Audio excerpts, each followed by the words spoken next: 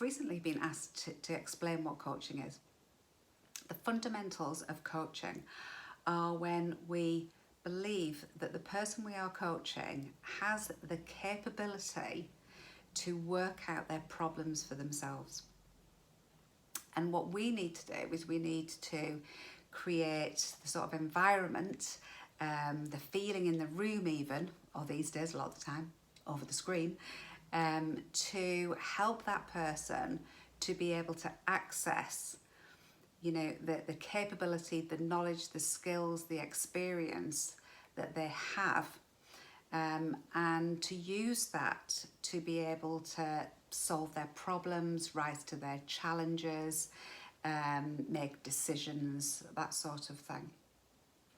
Now, for a lot of us that describe ourselves as coaches, which is how I fundamentally describe myself, we may well do more than that with the people that we are coaching. So, for example, with myself, I will also, if appropriate, add in some mentoring to my coaching.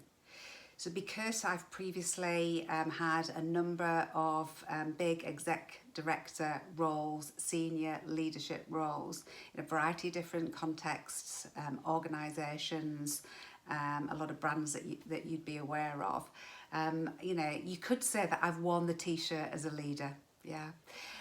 So in that particular instance, it may well be that I have some knowledge or experience to be able to share in my coaching role that might be helpful to the person that I'm coaching. Now, what I don't do is say, this is what you should do.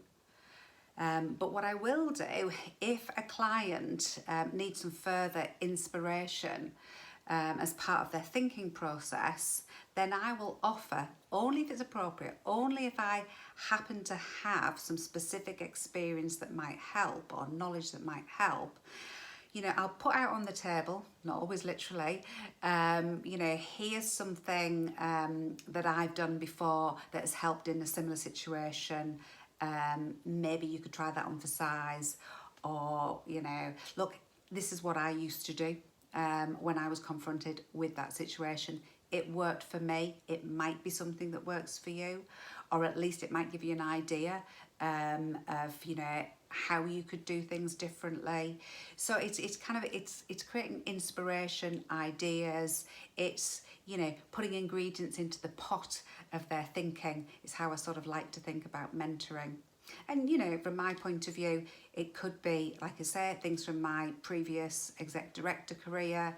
It could be, you know, from my leadership career now as a thought leader, more recently as an author. It could be as a, you know, a woman specifically, you know, in business, someone running their own business, a fellow coach. It could be as a parent, you know, I've been through all of that, and I've definitely got the t-shirt. My daughter's 29 going on 30 now. It could be around, you know, my knowledge, things from my qualifications, my MBA, my coaching qualifications, or generally all of the research studies that I have read, and the knowledge and the courses that I've got in things like positive psychology and neuroscience in particular.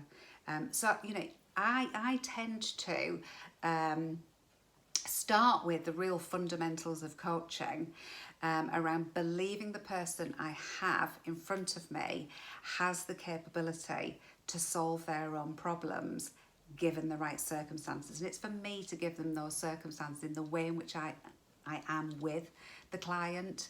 So things like being totally present, you know, nothing else that's going on around me is going to come into my mind. I am totally focused on the client in front of me.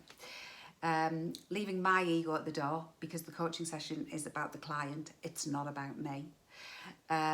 Really listening. I talk about listening with head, heart and gut. God, I could do a video for hours just about that part of things. Leaving any judgment, assumptions, biases, again, at the door with my ego. Asking some great questions, encouraging silence to allow them to think, and so much more. But what I wanted to do with this post really is give you a sense of, you know, what coaching can be, and I've given it from the perspective of how I tend to coach.